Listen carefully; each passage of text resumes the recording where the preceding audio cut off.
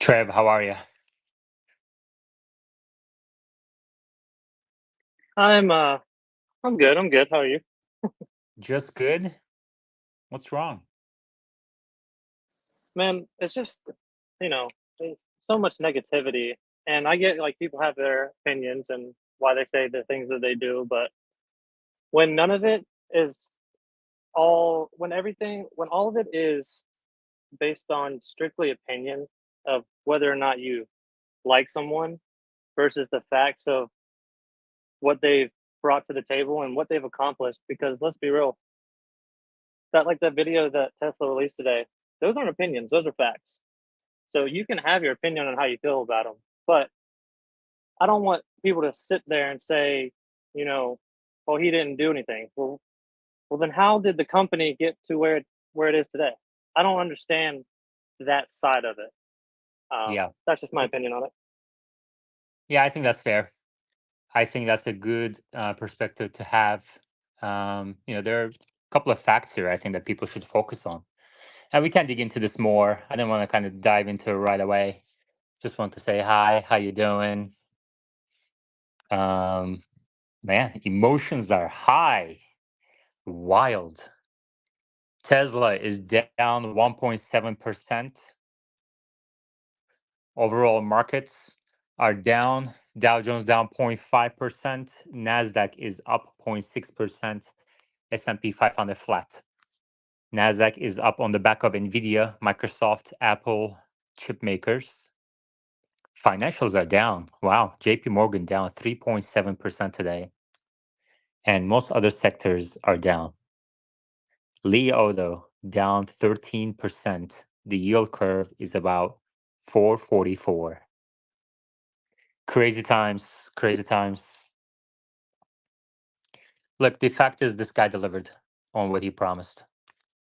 You know, he delivered on what he was contracted to do, and he ramped revenues and EBITDA to the levels that were stated in his compensation plan. So I think the shareholders will understand that, and I think the shareholders will vote for the compensation plan.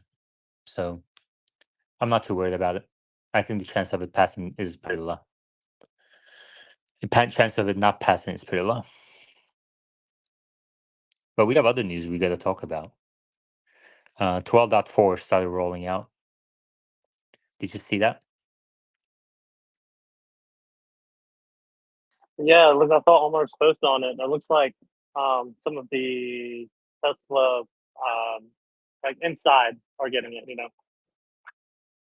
Yeah. It says 12. I mean, we got the. I mean, most importantly, we got the notes, release notes. I pinned it at the top. Vision-based attention monitoring. When FST supervised is enabled, the driver monitoring system now primarily relies on cabin camera to determine driver attentiveness. This enhancement is available on vehicles equipped with a cabin camera, and only when the cabin camera has clear and continuous visibility of the driver's eyes. Camera is not occluded, there's sufficient cabin illumination, and the driver is looking forward at the road ahead and not wearing sunglasses or a hat or low brim or other objects covering the eyes. So I think this is a material step. It's a material milestone. At a minimum, it shows the confidence that Tesla has in its software, and it shows that Tesla is willing to move on from these steering wheel nags. And most importantly, the regulator is also willing to move on. So I think it's going to lead to some take rate increase. We'll see how much. Go ahead, Trev. Yeah, my thought on the thing, I saw some people kind of saying, "Oh, I always wear sunglasses," and I do too because I mean, I don't know, my eyes are just very sensitive to light, always have been, and I get that concern. But the fact that Tesla mentioned they didn't leave that for people to find out. They already said, "Hey, look, this is what we have, and if you do wear sunglasses or you do wear a low brim hat, then it's probably going to not work. It's probably going to cause problems." But I think, like you said, this is a step in the direction. Like they probably have some ideas of how to mitigate this, but they're just not going to promise you exactly that just of yet. So the post makes sense to me. I'm glad they labeled it like that. Yeah. And this is exactly how we, discussed in previous spaces. It's going to be a slow rollout. It's going to be a gradual, slow, step by step, baby steps towards, it's moving the right direction. The disengagements are moving in the right direction. The comfort of the software is moving in the right direction. Tesla's taking regulatory steps like this one. Um, so it's going towards, I mean, the autonomy future is undisputed at this point, I think. It's just a matter of when and who else. Melville. Yeah, hi. Thanks for letting me speak. I wanted to mention, um, I haven't heard anybody talk about the fact that this compensation package is tied to Elon committing Tesla for 10 years. And so if the board or us shareholders reject the package, which I think the odds are low, but maybe 80-20 seems to be pretty common. Um, then he's an honorable guy. He's going to take that, and he said it before. How If did you come up with your 80-20 estimate that there's 20% probability that investors won't deliver Elon what he already deserved and earned? Well, there's a lot of negativity, and that's just I've been listening and reading comments, and that seems to Where be where are you seeing negativity? Warren Redlick, He AJ. voted for the plan. So who do you know that voted against the plan? No, I'm just saying like this vote. Who do you know Warren that just sold voted? 20% of But his he voted shares. for. I don't care what Warren did, but he voted Correct. for the plan, right? So who do you know that voted against? Well, Fred Lambert, How many there shares are, does Fred Lambert have? I don't know. I'm just saying that Leon Cobalt or whatever, he voted against it. Who's Leon Cobalt? He's the third or fourth highest shareholder. Leo Koguan? Okay, Yeah, so he that's it. has maybe 1% of the shares. No, I'm just saying Okay. like there's there. Fred, I understand, Melville, but you're not answering the question. The point here is Elon earned this compensation, and Correct. reasonable people, know that. Whether somebody is going out there and saying this and that for various motivations, including engagement, is kind of besides the point, you know? I agree. I voted for it, just to be Okay. fair. Yeah, I'm on your like I want it to go through. So Okay, good. I'm yeah, but I do want people to hear that this is tied to Elon, agreeing to stay for 10 years. So I just my point being is that if there are enough idiots out there that own Tesla shares and think they're going to vote against his pay package for whatever their reason is, um, they better keep in mind that he's a proud guy, and he has said in before that he can be voted out. Like that's the thing. He's aware of that. Melville, you're jumping to conclusions. This is getting out I of am. hand. Like, you may, I'm sure, Well, like, sorry, Melville, I have to move on. We have other things to talk fair enough. about. Omar, welcome. How are you? Hey, doing good. So, what about this 12.4 news? Let's talk about shit that matters, man. What the hell? Yeah. So I think 12.4 did go out to employees last night or sometime over the weekend. And yeah, it's got the new version of FSD in it. It looks like it's based on a 2023.9 branch or something. So if you got the spring update, looks like you won't be able to get this first build, unfortunately. Looks like it's more for early access testers, and then they're probably gonna, do a branch based on the latest software in the future for a, point release or something. But it does confirm in the release notes that the nag has been removed. So they're going entirely to cabin camera, and you just don't have a nag. Now, there is a catch. The catch is that they have to be able to see your eyes. So if they can't see your eyes, either because of dark sunglasses or a hat that's covering your eyes, then they may still nag you from time to time on the steering wheel. But if you have glasses that they can see through, either with IR visually, or your eyes aren't covered and they can see that you're looking at the road, then you shouldn't have any nag. So overall, looks like we're finally getting exactly what we want. The sunglasses and hat thing did disappoint a few people. I did see a few comments saying, "Oh, I wear sunglasses all the time. This is terrible." But some sunglasses should work, depending on what sunglasses you have. As long as they can see your eyes through it, the sunglasses, either with the camera or with infrared, then you should be okay. Yeah, I mean, also like how many people are really trying to game the system anyway? Most Tesla owners are not going around, wearing sunglasses when they don't need to just to game FSD. Like most users of FSD are using it reasonably. So for most people, this is a major improvement in their experience.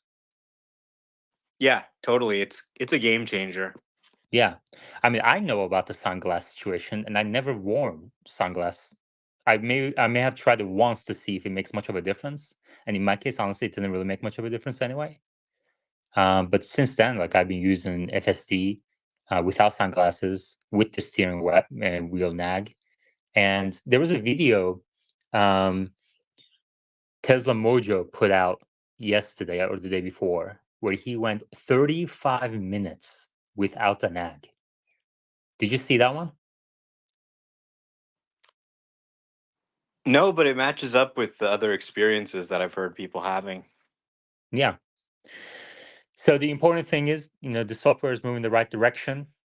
We said here many times that this is going to be a gradual process, step by step, baby steps in terms of, disengagements per mile, interventions per mile, regulatory steps. But the important thing is that the ball is moving in the right direction. And we talked about Baidu, we talked about Waymo, and we're going to continue to talk about these things. And we have other news to kind of get to too. But Trev, go ahead. Yeah, just real quick, I want to hear Omer's thought on this. I was thinking, because they were, like you said, they were talking about the sunglasses thing and the hat thing. If you think about it, like this could just be a small, somewhat of a small kind of iteration, because in a robotaxi world, that won't really matter. So I think this is just something that in the interim, while people are actually behind the wheel, obviously they're going to need to do something, but in the future, it's kind of already solved that aspect of it. Yeah, exactly. Magic, what's your question?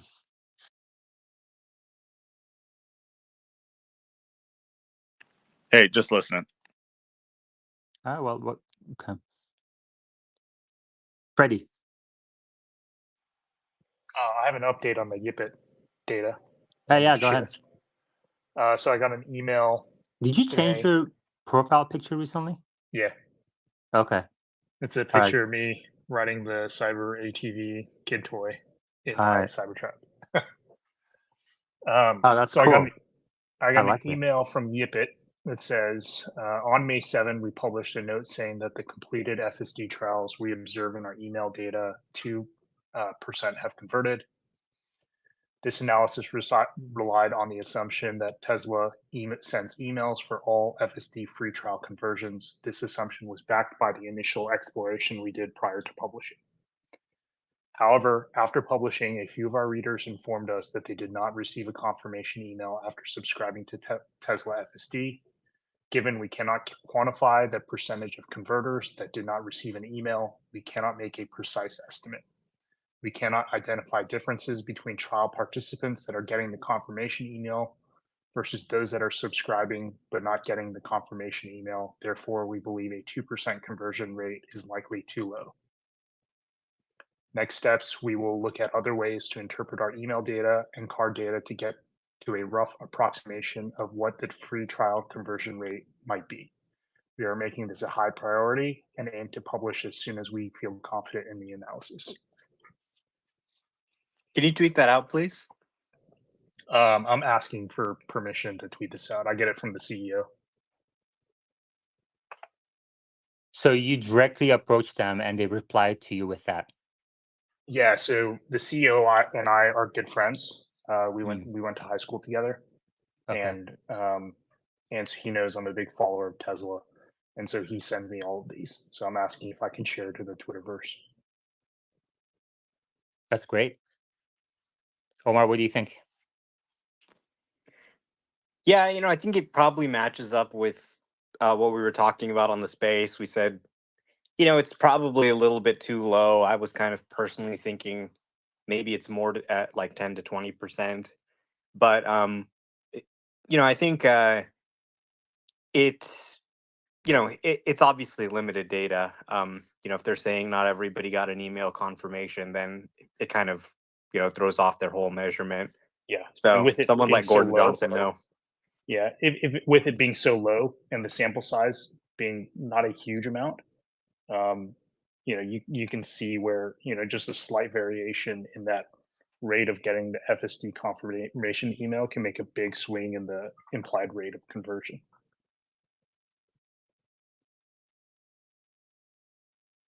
All right, let me know when you tweet that out and I'll pin it up here. Trev? All right. I also had a question for Frederick. Do you think the subscription price or selling a cheaper Tesla is the advantage? Like, do we already have enough Teslas? We just need people to buy in. Like, the amount of cars we have, we're good.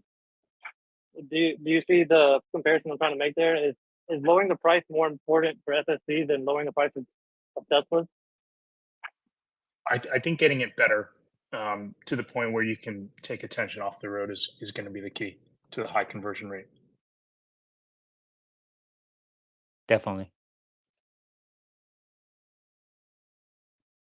Freddie, do you have a sense of what the conversion rate is? Man, if I were to guess, I'd guess around 10%. Yeah. Yeah, But exactly. that's just like a finger to the wind guess. Yeah, I mean, yeah, exactly. I agree with you. So Omar, you and me seem to be maybe like I think Omar said 10 to 20%. You said 10%. I'm around 5 to 10. And Tesla will announce the number. Omar, how is your FSD miles tracker going?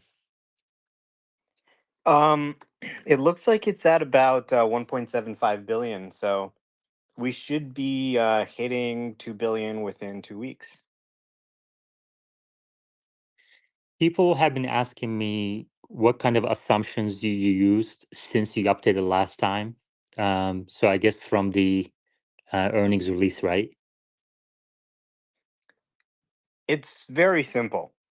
You look at the date of the last two disclosed FSD miles. Then you subtract the number of miles and you subtract the number of days, and you get a rough estimate of how many miles per day are being added. Then you just extrapolate that forward. Now, right now, it could be off because of the free trials, right? Because the last two data points we got were free trial data points, it could be that once the trials expire, the rate of miles added becomes much less. So by the next earnings call, we would get an updated number and we could know what that really is. It's possible they could release it and they could say, okay, we have only 1.7 rather than 1.8. And I actually overshot a little bit, and then I would have to revise it down. But generally the rate of miles being added, only increases. Um, the free trial obviously complicates that a little bit. But after the free trials are over, I expect it to stay pretty consistent again. Do you plan to make any adjustments around the free trial expiration to your tracker? Yeah, I mean, once we have the numbers out in the Q2 release, which should be like July or something, or actually in the shareholder meeting in June, I wouldn't be surprised if they give an updated mile count, and I could update it at that point. Okay, good. There's a question for you, Omar, in the replies. If anybody has any questions, you may request to speak or leave a reply to the space, or you can also do so on YouTube live chat as well. Espen Johnson asks, are you counting highway miles in that? And if yes, why? Well, this is Tesla's data, so I'm not sure what exactly they're counting, but this is just based off the disclosures we got from Tesla.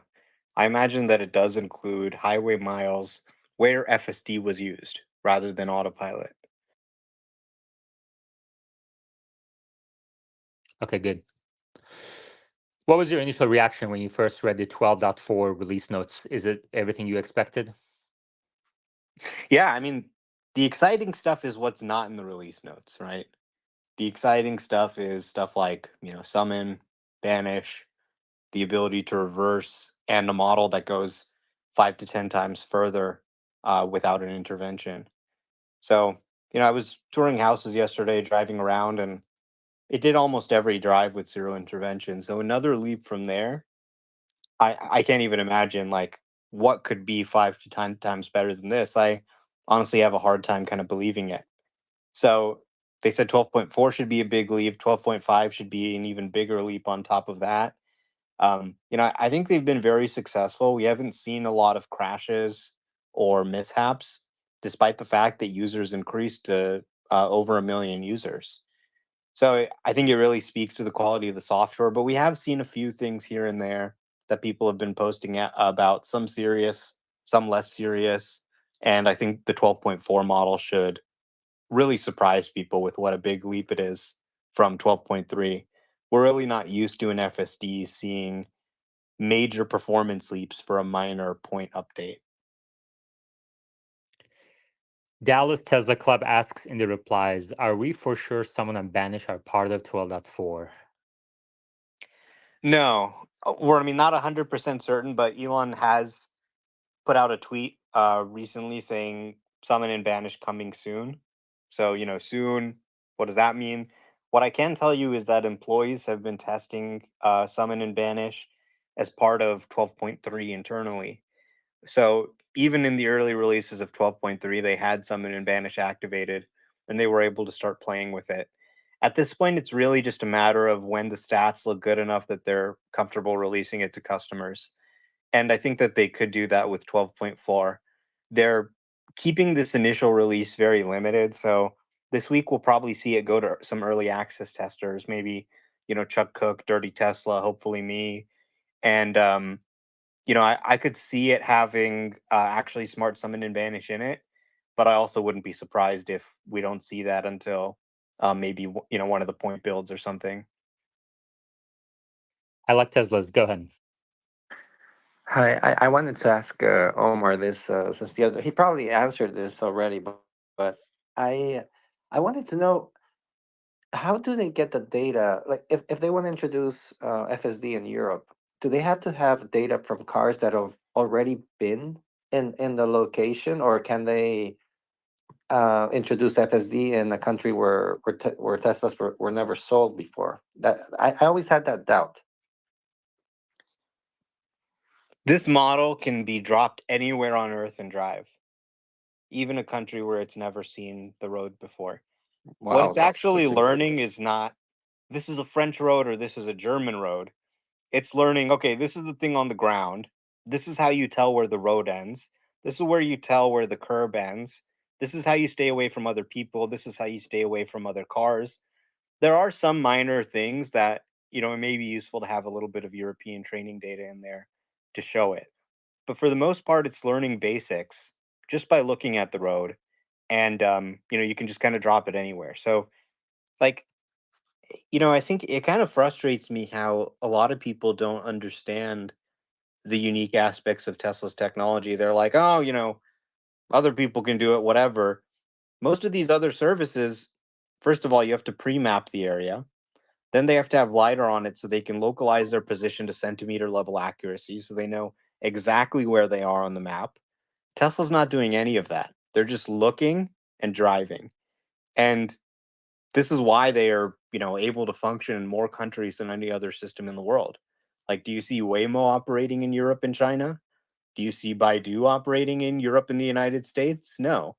At most, this sort of approach can handle, a certain area. But if you really want to generalize to the whole world, deep learning, I think, is kind of the only solution. cool. Thanks.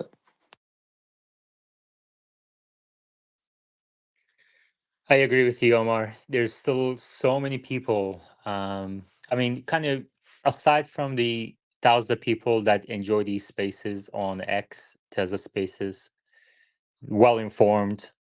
When I look at other platforms, I see still everyone repeating Mercedes as is at level 3. And you put out a video that showed them side by side, and FSD is obviously so much better. FSD is in many ways better than Waymo, even though Waymo is doing robotaxi I rides in completely agree. And yeah. I don't think people realize this. Like, yes, okay, Waymo's driverless. That's a given. But again, you could call smart summon driverless. Just the fact that there isn't a driver is kind of anecdotal to the point. Like, they have people following the cars, right? Like, there's a van going around ready to pick up a car, which happens sometimes, right? It happens every 80,000 miles. And they've got remote interventions, which aren't really accounted for in public data at all, right? So you just get in a Waymo here in Los Angeles and the movements just feel jerkier than what FSD is doing. It feels smoother and more human like. And I don't think a lot of people appreciate that. Yes, the number of interventions you have in FSD is higher, because it's kind of this unbounded system. You can drive it anywhere.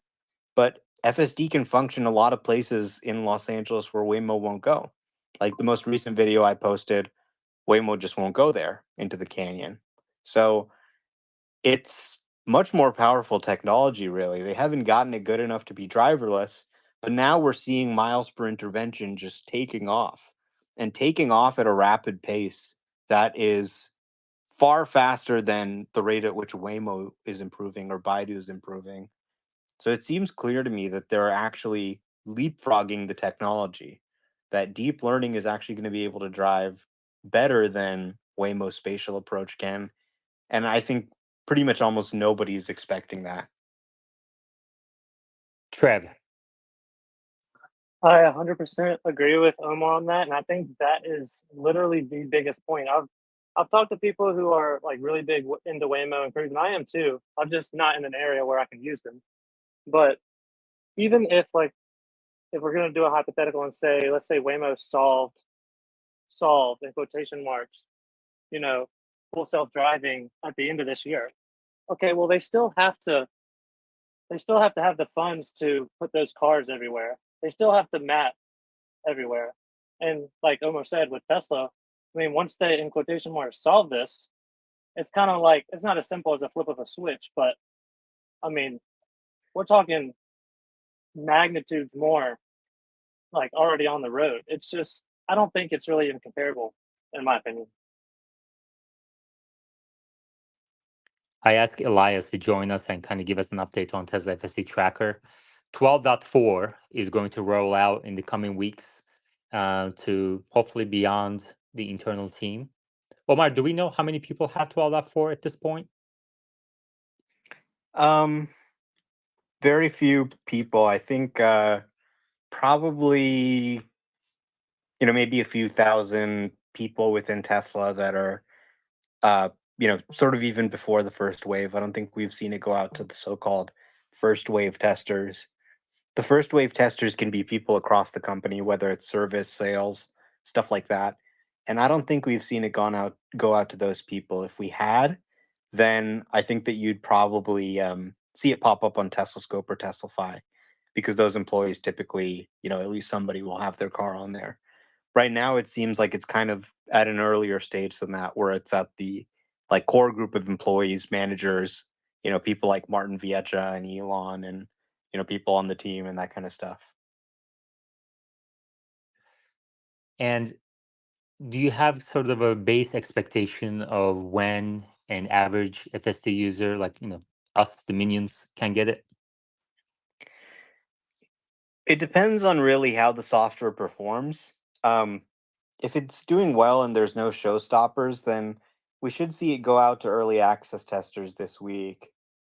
Um, if that's looking well, then another week or two after that, maybe May 31st, June 7th, you could probably see it rolling out. And I think probably by the shareholder meeting on the 13th, it'll be pretty wide spread. and then the focus turns onto rolling out 12.5, which is going to have end to end on highways. And Elon says also a big jump in miles per intervention. Good, thank you. Magic, what's your question? Hey guys, just wanted to bring up. I don't know if you guys have touched on it yet. What your chances are? I guess I'm not sure you guys took a look at the wire fraud investigation. Just I want you guys. Just I'm not sure if anybody really knows that that's the charge that they got SBF and Elizabeth Holmes. So it's usually more of a catch-all charge that the prosecutors go for. So just want to know probabilities and if you guys are factoring that in. Omar? Yeah, I think I put the probability at probably, less than 1%. I think it's going to be kind of hard to bring charges on this, and even harder to get a conviction, harder to prove it. So my base assumption right now is that they probably won't even bring charges.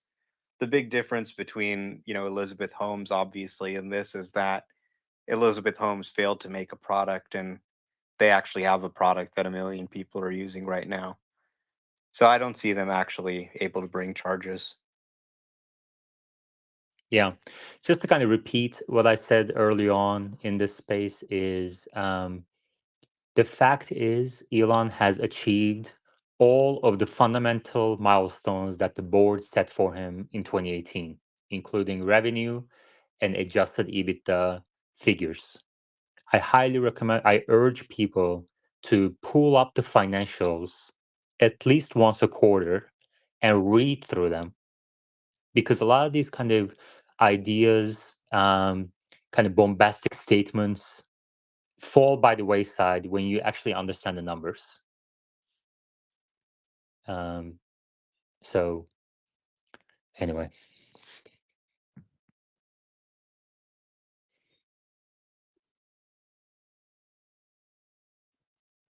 Cindy's asking, how can I become a tester of the FSC? I would love to do that, she says.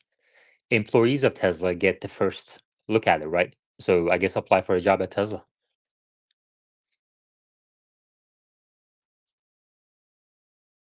We have another big news today that I haven't really seen mentioned much on YouTube at the top, in front of your screens, and I'll pin it up here too. Joe Tagmeyer posted pictures and a video. Joe Tagmeyer flies drones across Giga Texas every other day or so. And he says Cybertruck production continues moving along at Giga Texas with around 200 produced daily. So that would be 1,400 per week. This is the highest figure that I've seen come out of Giga Texas drone videos. He says none visible in the, as we saw on Friday, but many in the east all lot, west outbound lot, and more coming out of the factory exit. So Cybertruck production is ramping now in volume production with 1,400 weekly rates, 200 daily. That's very good. It was last quarter earnings call, they said, so that was about a month ago, they said 1,000 per week. And I think Troy's estimate at the time was around 800, because he said that 1,000 was probably burst rate, 800 steady. So this would be close to double that. That's very good in 1 month. Very good growth.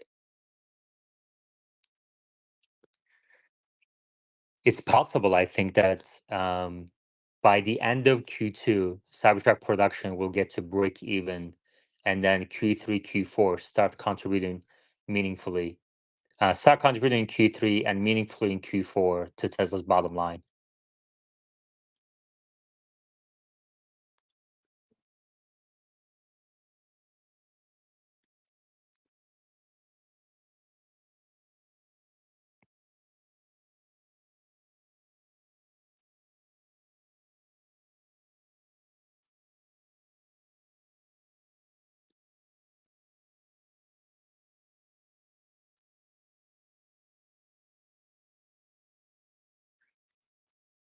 I like Tesla's. Have you voted your shares yet?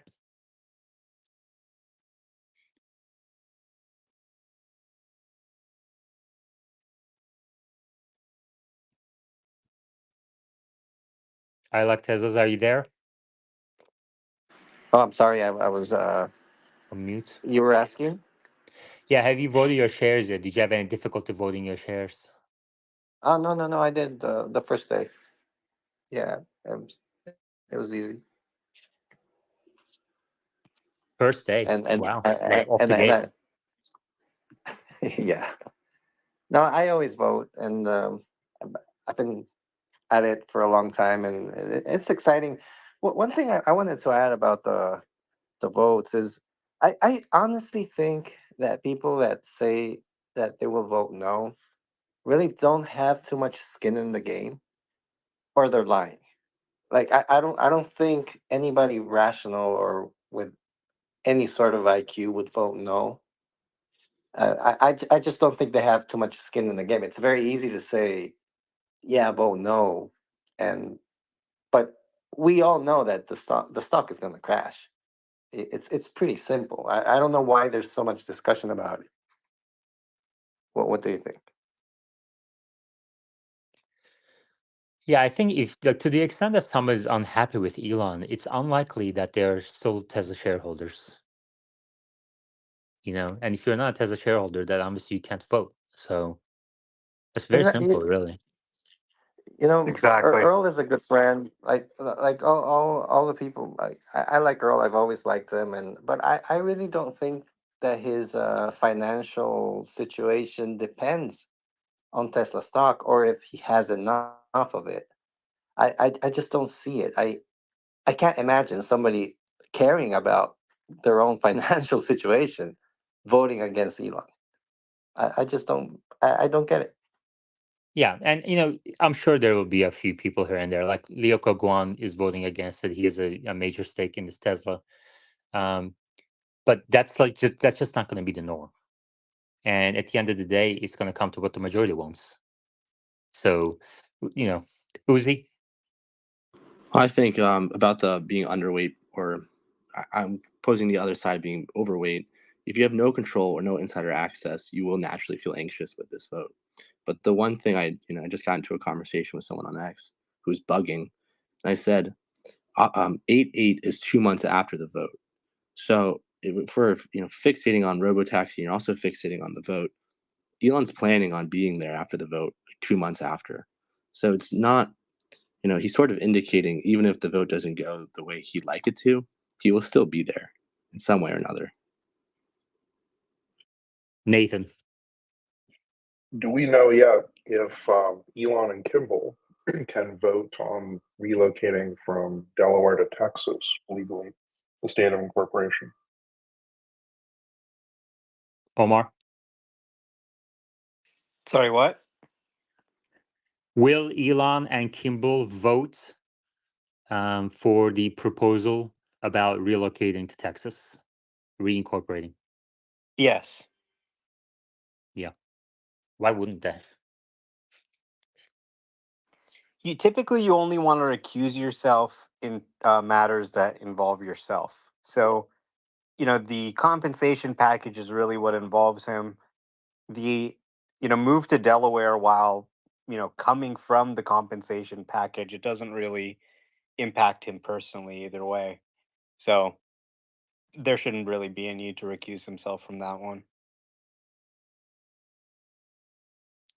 Inflexity.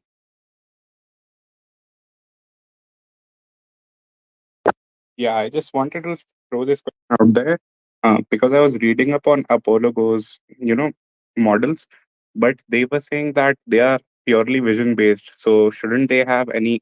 So should they not have any problem deploying it to new locations? Who is this? Which company? The Baidu one. Omar, did you hear that Baidu is only vision-based system? No, they do have a radar No, they use perception model. LiDAR.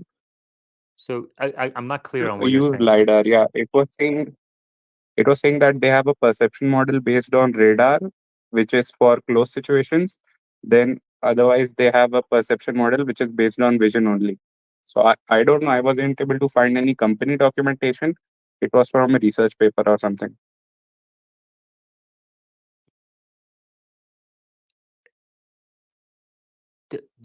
I don't know what your question is. Sorry. Trev. Yeah, I've I've heard people say that, um, considering the compensation package, if there a lot of people who are voting no, and a lot of people will say, well, if you're going to vote no, then why don't you sell the stock? I've heard people say they're going to vote no because they think when Elon's gone, if he did leave the company, that the stock will go up. But I don't see any data that backs that. If anything, I think would would you agree, Yaman, that the stock would drop by, we don't know, we would speculate, but 20, 30%? I don't see it I don't see it Yeah, increasing. if Elon so is your question, if Elon left, what would happen to the stock? Yes. Okay. If Elon left, in my opinion, Tesla would become Rivian in 5 years. Okay. If you look at, like, again, back to, I highly recommend people to kind of study the financial statements of these companies. You know, Rivian never turned a positive gross margin, and in my opinion, they never will, even though they still say they will. Tesla had only one quarter in its history where gross margin was negative, and that was Q3 of 2012, and it was slightly negative. And as soon as that happened, Elon came in, took action, turned gross margin positive in Q4 2012, turned operating margin positive in Q1 2013, and that was the first short squeeze in Tesla's history, publicly traded history. Okay. Let alone a positive bottom line, Rivian can't even produce one unit with positive margin. Okay, so even if you ignore all the expenses of accountants and lawyers and salespeople and the stores and the R&D engineers, etc., even if you ignore all those expenses, on a unit product basis, Rivian can't produce a positive margin. Okay, and they've been around almost as, like, they've raised as much money as Tesla has. So money is not the problem for Rivian. It's the executives' focus, the drive that Elon has that's unmatched. And, if Elon leaves, I mean, I see this in my spaces every day. People are like, the problem is advertising. Tesla should advertise more. They start advertising, and then, no, that's not enough. Advertise more. And if you ask these people, what do you think is Tesla's free cash flow in the last 12 months? They don't have an answer because they haven't looked up the financial statements. They don't realize that Tesla can't do that at this point. I mean, if it was up to these people, we would have dealerships at this, like, next thing they're going to recommend is for Tesla to have dealerships. People are like, Tesla should produce a $25,000 vehicle. I'm like, dude, Tesla's average selling price is $45,000 today, and they're barely profitable. Q1 was negative free cash flow.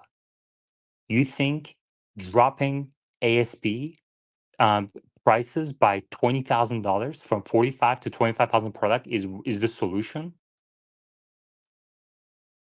So all these crazy ideas is what's going to permeate through the company if Elon is not there, and Tesla is going to turn into Rivian. I guarantee it. So forget what happens to the stock in the near term if Elon leaves.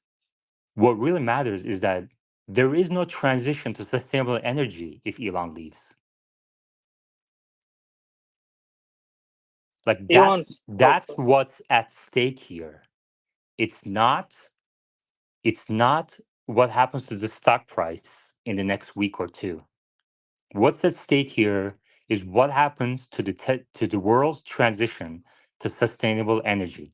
Look at all these Fords, GMs of the world. They're canceling programs. They're looking for excuses to cancel their EV programs.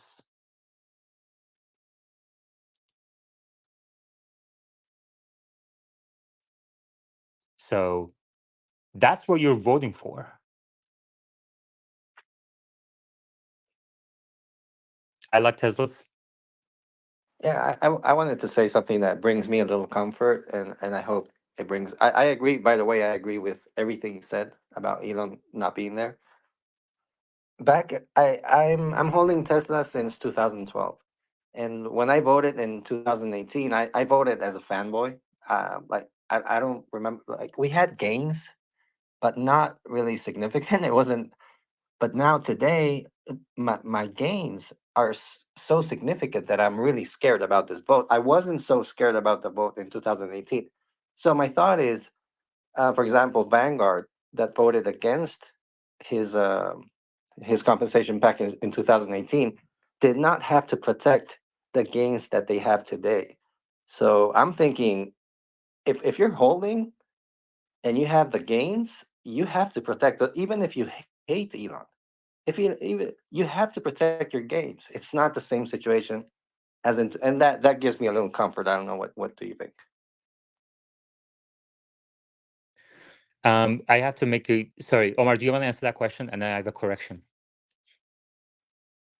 Sorry, I wasn't paying attention. Okay, here's the correction.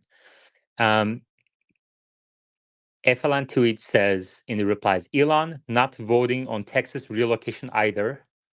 And he has a screenshot. This is in the replies. Tesla said at this year's annual general meeting of stockholders on June 13, we will be asking you to help support the continuation of Tesla's extraordinary growth by approving two important proposals recommended by the Tesla board. Elon and his brother Kimball abstained. Okay, thank you for the correction. I like Tesla. Can you please ask your question again? No, my comment is it brings me comfort to know that, for example, Vanguard that voted against the compensation package in 2018 is not in a situation today to vote against it again because they have significant gains they have to protect. They didn't have those gains back then. Um, that gives me a little comfort, especially with the long term people. And what do you think about that? Honestly, just I mean, kind of Vanguard doesn't own the shares, right?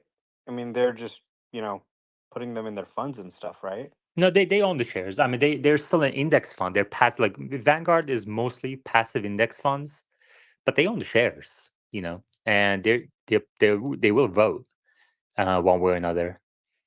But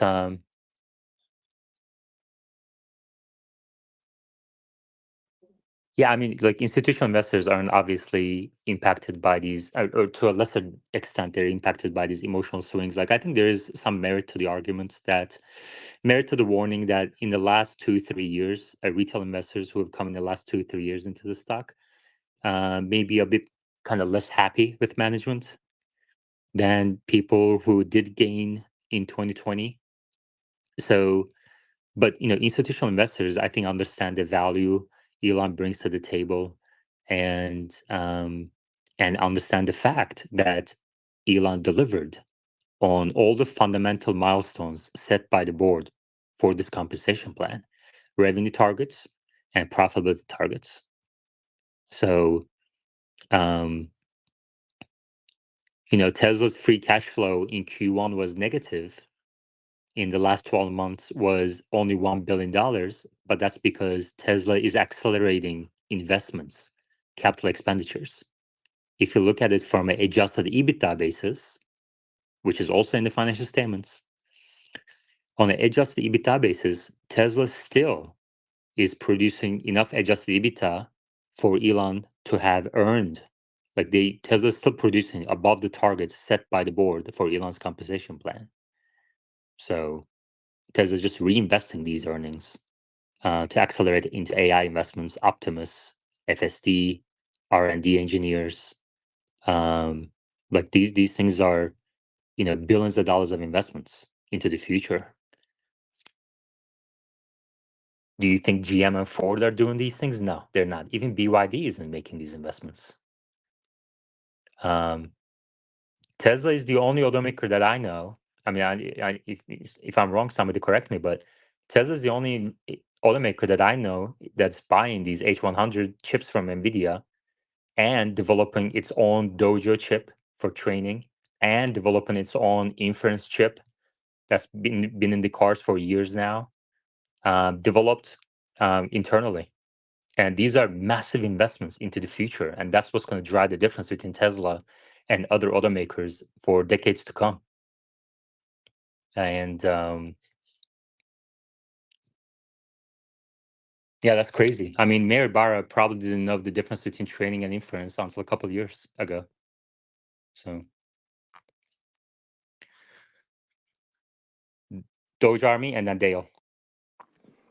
Yeah, thanks, Jaman, for having me up. Yeah, I just wanted to say, I agree completely that key man risk has been the biggest threat or risk to Tesla for the entire time it's been a company. If Elon dies, if Elon's kidnapped, if Elon leaves, that would be a huge blow to the future of the company. That said, I do think that the vote is going to go through and shareholders are going to overwhelmingly vote yes to his comp plan. I'm not as convinced about Texas. I don't know, but I still think that'll be a yes. My concern, if it is a no, is that I do think Elon will take that very negatively. If he basically hears from the shareholders that they're saying no to his comp plan from 2018, I have to believe that he's going to not be very motivated to work hard for the same shareholders that are basically telling him that the last 6 years of his work are meaningless. That said, I do think that Elon is 10 steps ahead of the game. I think that he has a plan. I think that they probably wouldn't have done this kind of symbolic vote if he didn't feel very confident that shareholders were going to say yes. I think there are people like Ron Barron, Kathy Wood, people that have billions of dollars invested in Tesla that are certainly, have more to risk than us who have even millions of dollars in Tesla. So I do think that they are fairly confident from what I've seen on TV talking about the company. They've been buying the company. Kathy Wood has. So I think it's all going to work out, but I'll definitely sleep better after June 13th. Thank you. Yeah, I think that's a good way to put it. That's a good way to put it. But honestly, like I feel like sometimes maybe people like, let's say for example you're Elon and you knew for a fact that Tesla would fail if you left. Would you leave? Just for that basis, I think he wouldn't leave. Yeah, that's a great point. He loves this company. He's been put his heart and soul into it for a long time. It's not that. It's that he cares about the. I mean, do you agree that The he mission. cares about the mission? Exactly. Yeah, absolutely. So if it's not going to happen without him, and honestly, one can argue that maybe BYD can keep producing more and more EVs, etc. BYD is the only other really profitable EV maker in the world. But the fact is, like, hybrids have grown faster than pure EVs in the last 12 to 24 months. And that's because Toyota has been able to convert people's range anxiety into profit. And they really exploited people's range anxiety and drove hybrid sales. But that's not going to be enough to transition the world. What's going to take is robotaxis. And no one other than Tesla is even working on this in a scalable manner. So he knows all this stuff. He's not going anywhere, whether this vote passes or not. And I'm confident it will pass. Freddie? The other thing I would add is part of the thesis behind building Optimus was that Tesla already had all of the know-how to be able to scale the production very quickly and efficiently and in a way that is, financially feasible. And so if he leaves and brings that project to XAI, he would have to start over uh, in that, and he wouldn't be able to leverage all the manufacturing prowess that's already at Tesla. Dale, did you have anything to say? I had a financial question for you, if that's okay. Yeah, that's okay. So fairly simple, but I don't quite understand some of the details. So Actually, the cat, let me get these two hands real quick, and then we'll switch topics. Okay, is that cool? yeah, take your time. All right, Doge Army and then Trev. I can actually wait. It was a question comment about FSD, so I can wait. Okay, Trev.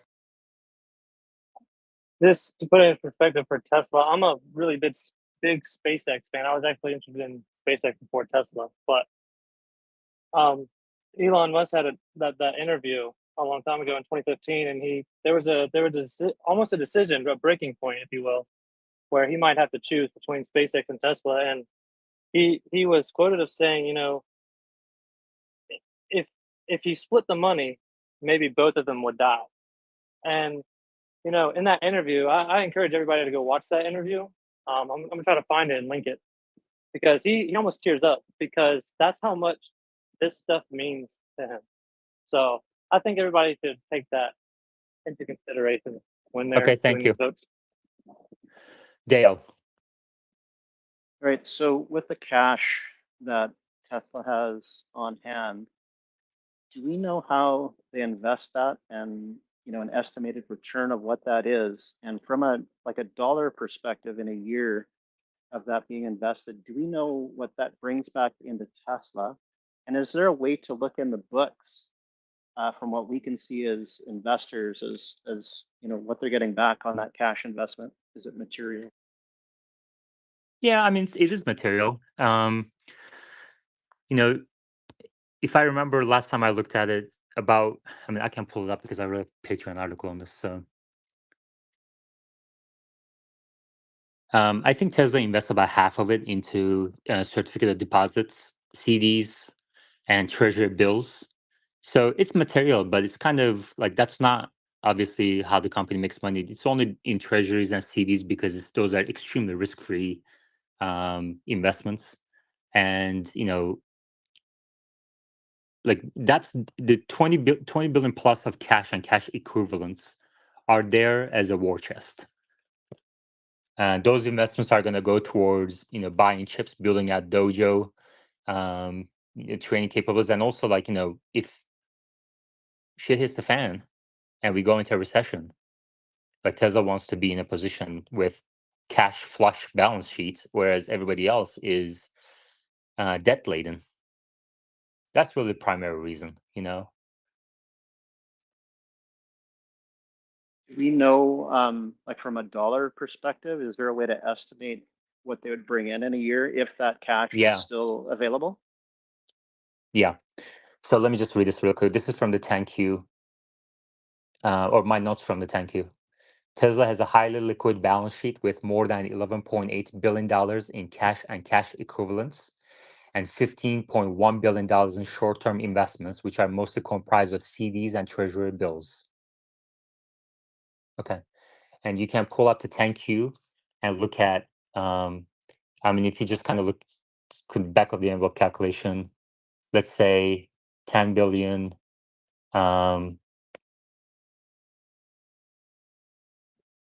Tesla makes, somewhere between $500 million to $1 billion in interest income on that money per year. But the thing is though, those interest rates are going to come down, right? The Fed has been talking about lowering rates. These are restrictive levels, so you can't really extrapolate that amount. And again, this is kind of just secondary to the company's business. So don't focus on that number. This is not important. Inflexity.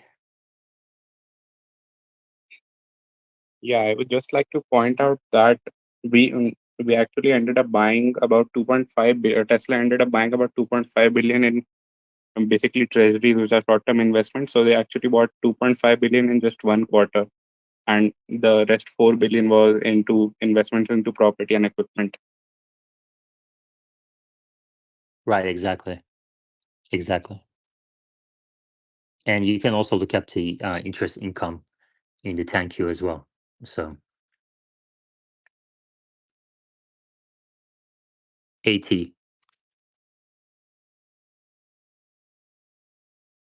You have to unmute yourself for us to hear you.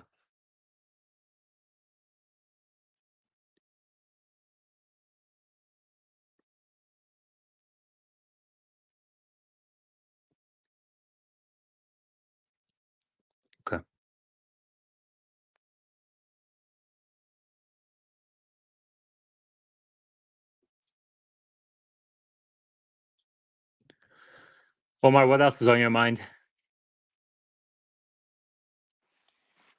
Well, I just think it's kind of crazy the situation we're in where, FSD is taking off. I think the EV transition, as much as people are saying, oh, there's headwinds, things are going pretty well overall. The company is 10 times larger, and people are really debating, should we fire Elon at this moment? I mean, it's just crazy. Like, the amount of negativity I see, um, and then the reality of me driving around with FSD, and it's just making this incredible progress. And you think about the potential to the business, it's just really a crazy contrast. And I mean, even the bulls are afraid to be optimistic because they're afraid of like looking stupid. So even, you bring a bullish person on spaces or something, and they have to kind of throw in a little bit of negativity just because they don't want to seem stupid. Just because we haven't seen, you know, a lot to be positive about in the last, I don't know how long. But I think there are actually a lot of positive things going on that nobody really wants to acknowledge. And it seems like people are, really just kind of distracted. We've got, the Cybertruck, I think, looking like a pretty big hit. Obviously, that's not going to be, a material contribution to cash flow just yet. We've got, this new Model 3 ramping up, FSD. It's not going to be this huge financial success overnight, but it seems like it's growing. So there's kind of a lot of delayed gratification there. And I think a lot of people are sort of ignoring all the stuff that is happening that's really going to drive future growth because we're focused on the shareholder meeting and other dramas of the day. But I mean, 12.4 rolling out and 12.3.6 already doing this well. I think it's, you know, possibly just the greatest innovation the company's delivered. As you said, the EV transition is really sort of at balance here. Like Tesla put out a video today about the votes, and they had a quote at the end which I thought was really, uh, poignant. They said, "The present and future value creation that Tesla is poised to deliver for all of you is at risk. We need your vote. Protect Tesla." And it's so true. They've got really this technology that looks set to change the world, and it's at risk with this vote. People are deciding, the future of the company and the future of the world. And you mentioned BYD, but BYD makes most of their cars are hybrids today, right? So I think Tesla's been a huge influence in getting them to make more BEVs. But I think that in a world without Tesla or without a strong Tesla, they would probably focus more on plug-in hybrids because you can make them more profitably, even though they do pollute. And obviously with autonomy, that's really the key to being able to get a majority of our rides onto zero emissions. So it's just kind of a crazy situation where we're standing right at the precipice of all this change, and people are trying to say, vote no, fire Elon. We think the company would actually be better without him. So hopefully people understand the severity, they go out and vote, and I think it probably will pass at the end of the day. It seems like people are maybe going a little crazy over it. But I think it probably will pass at the end of the day just because the people who are being asked to vote are the people who Elon made rich. And the richer Elon made you, the more votes you get, basically. So that probably bodes well, but it's a contentious issue. I wouldn't be surprised to see it pass, 55-45 or something like that.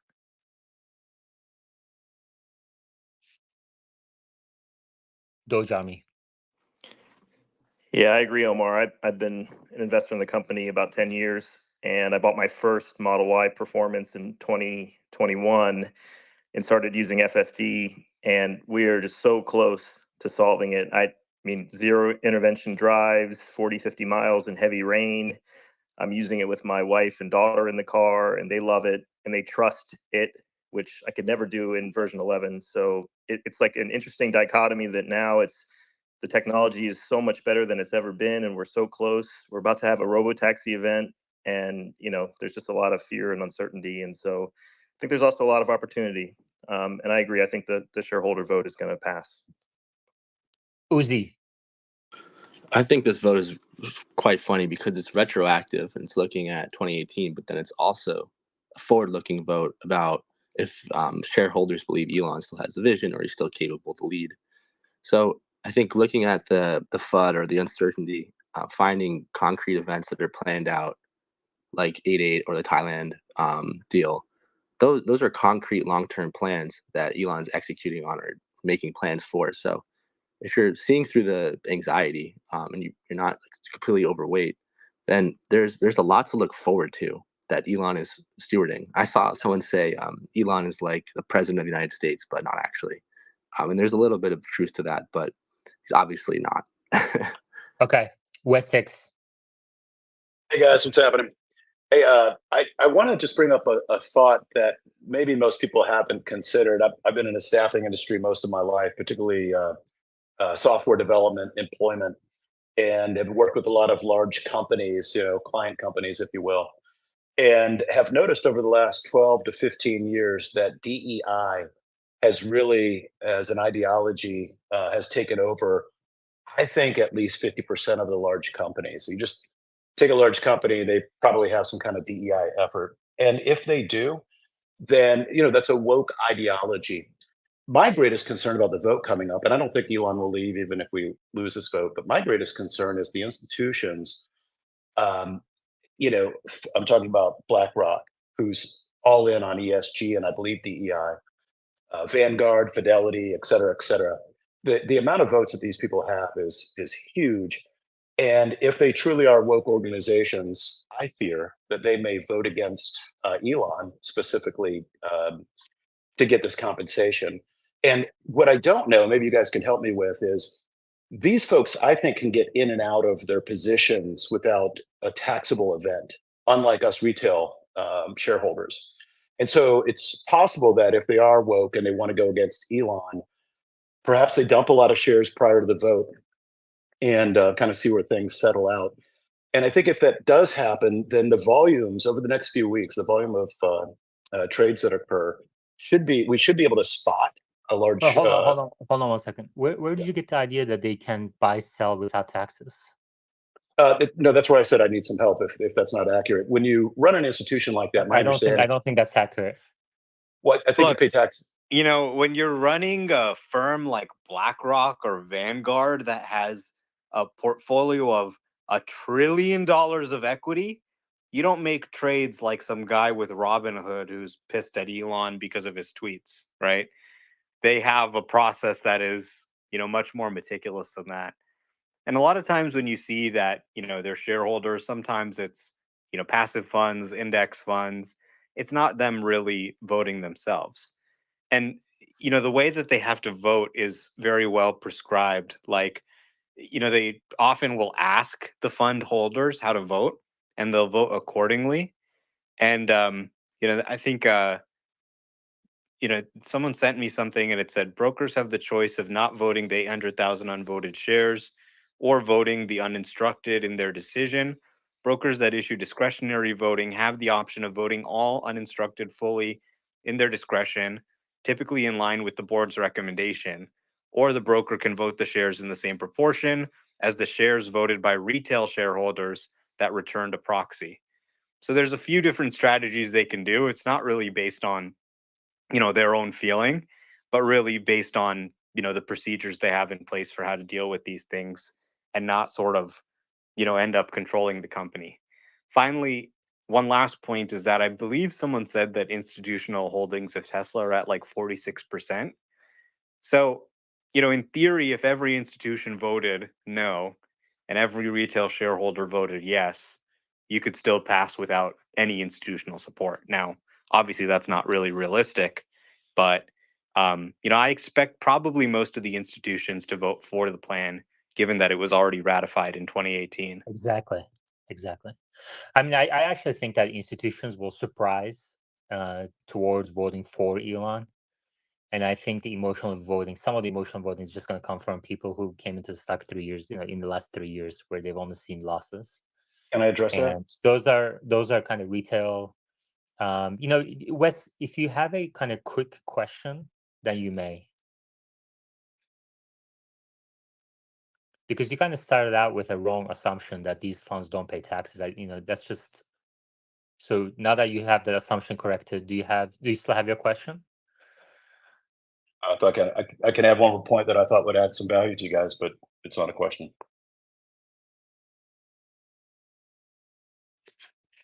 Uzi? Yeah, I think BlackRock, they had ESG in the guise of the environment. So that doesn't really concern me. I also think Fink cares more about inflation and economic efficiency at large and progressing humanity. And there's no better thing to fill that bucket than FSD. So I don't think BlackRock, etc., will be vocal. And the most bullish case would be that they help lobby on behalf of BlackRock. Sorry, on behalf of Tesla at a state level. Yeah, and by the way, like these firms have various funds. Like they are more kind of mutual fund, like supermarket. Think of it like a supermarket, and they have different teams. Like these are teams of 5, 10 people that manage, for example, large cap value or small cap growth funds.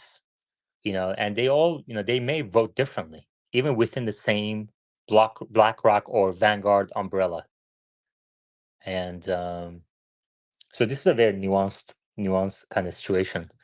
I wouldn't paint them with a broad brush. Magic.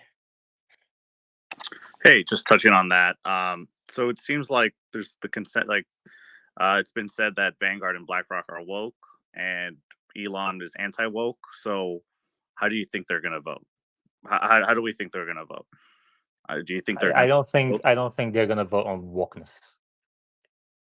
So what about the G and ESG? That's governance. They're going to ignore the governance issues that are happening. That's part of the mandate. So are you asking me like how some investment manager I've never even met is gonna vote? That's what Do you want to everybody's make a speculating here right now. No, that's not true. There's only one person that raised a question based on a false assumption, and we moved on from that. Do you have a question? That was the question.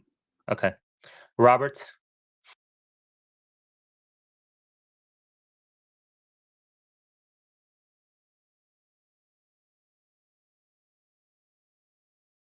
Robert, you may go ahead.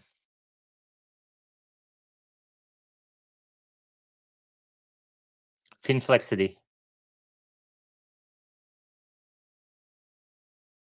Yeah, so just this morning we actually had another institution, not downgrading certainly, but they were their note on the situation at Tesla was that the situation currently is very confusing, and we see in the short term that we don't know what will happen to the stock in the short term, but we are confident that over the long term, the stock will outperform and we will achieve our goals that we have outlined in our investment thesis.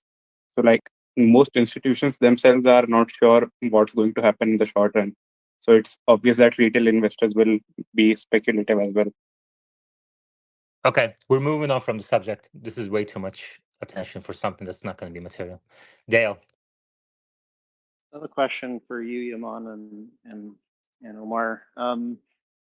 So Elon has a track record with several different types of companies where he hasn't just excelled, but he's gone way over the top where most CEOs would dream of having one of those companies. So I'm just trying to wonder, what is it about, what do you think it is? What do you suspect? Is it about Elon's leadership style that he exceeds in all these different companies from a psychological perspective? why is he successful where, the Rivian head, may struggle in certain things? And maybe that's a bad example, but that's what I'm kind of looking for. What is it about his psychology that makes him excel as that proven track record shows? Omar?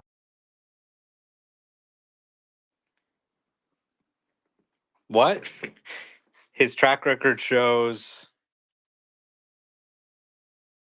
Yeah, so I'm wondering about Elon has a long list of companies that he's created that have been not just successful, but over the top successful. And what I'm wondering is, what is it about his leadership style or psychology that, puts him at the forefront of not just one company, but many companies? Lots of CEOs would love just to, have the success of one of his companies. How does he do that? What makes him different, either leadership style or psychology? What do you think the secret sauce is with him? Well, it's many things, obviously, but primarily his success has been in being an engineering leader, being a leader who understands the engineering, but is also competent enough to run the business. And this has created engineering led organizations like SpaceX and Tesla, where the engineers are actually running the show. Typically, in most of these big tech companies, you have engineers report to some moron who just bothers them all the time with stupidity. Oh, well, we need to do this to hit the KPI. Can you do this? Can you? And they don't like it, right? So, in an engineering led company where the engineers are leading the show, they're doing what they think is important. I think this tends to deliver, meaningful product innovation as opposed to papering the numbers with marketing or, deals or whatever, right? So, I think that's part of it. I think sort of the Musk algorithm that he applies to all his companies, simplify, et cetera. You can, sort of Google that and read about that. So I think it's a lot of things. I think leadership obviously matters quite a bit. You look at Steve Jobs and the rise of Apple, and then you look at what happened to Apple after Steve Jobs left when John Scully, the CEO of Pepsi, was in charge, a non-technical leader. He didn't have that understanding of the products, and the products ultimately, sort of fell by the wayside. So, I think having an engineering focused leader like Elon versus somebody like Mary Barra, you can see the difference in the stock returns for those two companies. Gary? Yeah, I was just going to add Elon's management style also stems from the fact that the Tesla as a startup was adopted the agile corporation strategy, and that was to have smaller groups and a very flat management structure that had a lot of accountability. And of course, we've also heard about how teams are particularly encouraged to speak out about problems and identify problems, and get rid of the unnecessary steps, and really enable critical thinking in all operations.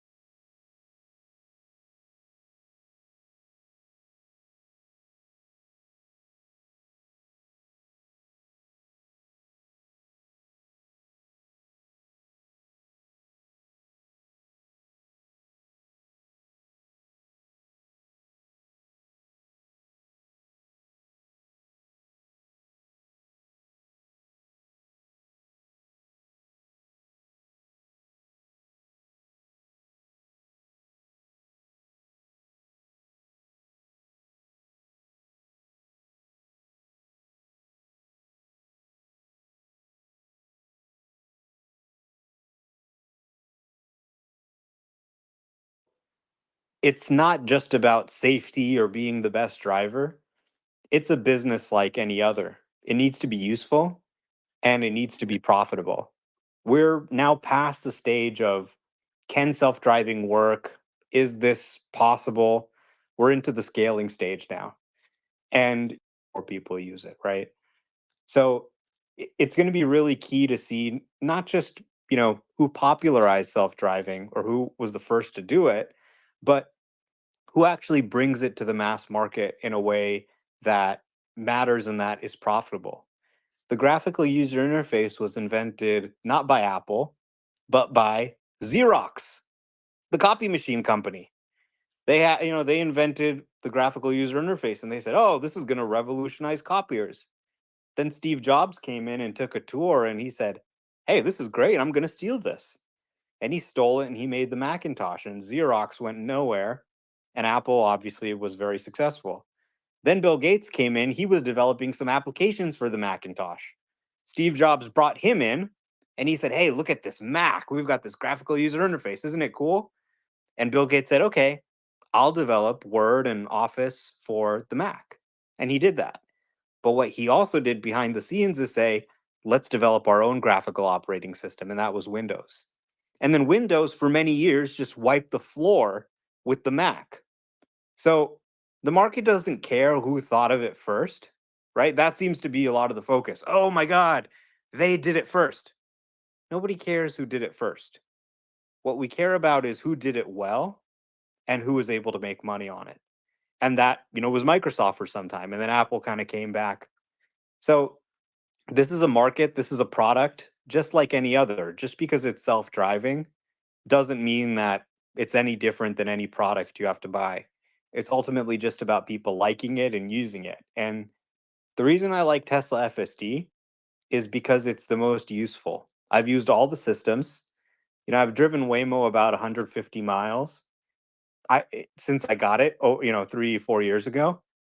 I can drive, 150, 200, even 400 miles on FSD in a day, right? So the usefulness is just way, way more because I can actually use it everywhere my car goes. So it's really important to think about the right things. If you kind of just go based off the general conversation, you could make some serious investing mistakes, right? Like if I was just going based off what the media is saying or what a lot of commentators, even Tesla bulls, are saying, I would be investing in Baidu and Waymo and Mercedes self-driving. But I'm not sure that's actually going to serve investors very well because I don't see any of these companies having a strategy to actually generate profits from self-driving.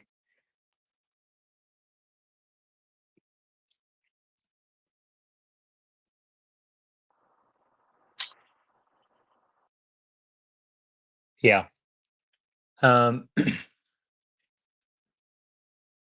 Waymo is doing a great job, right? Waymo is outperforming expectations. They're Yeah, they're doing a amazing. much better job than Cruise did, even though they're No following doubt. the same approach or similar approach or similar hardware suite. Waymo engineers have accomplished. They're able to scale across multiple cities. They're testing in Austin as well. I see them around in Austin.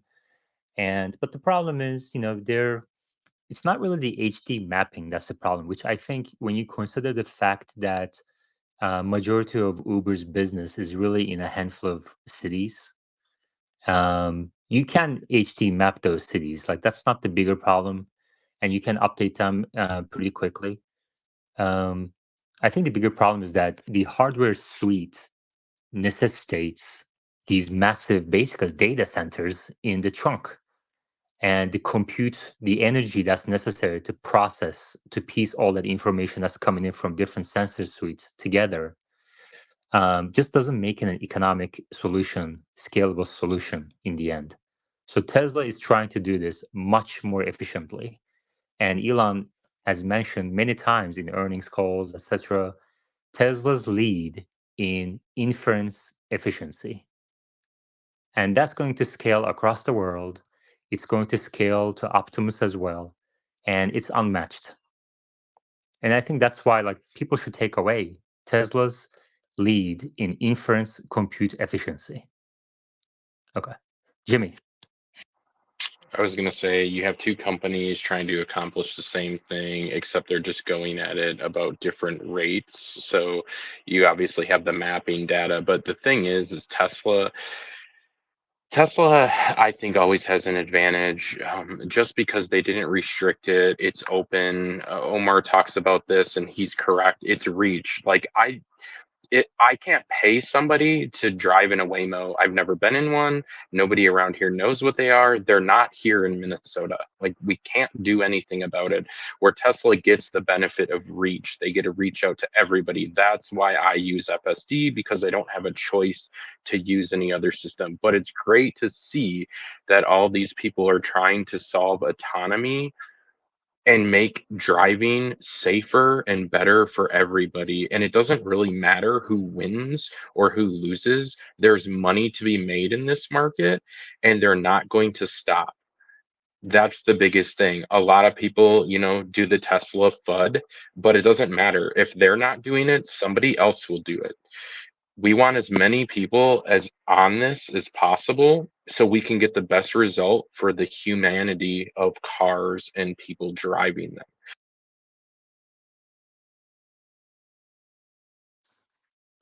All right, thank you.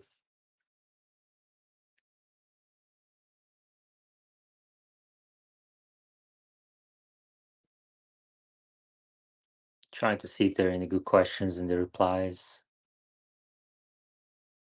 Yeah, Omar, would you like to talk about the 80% of consumers link? Yeah, I thought the survey had some interesting data, so it might be worth going over. Yeah, let's talk about that.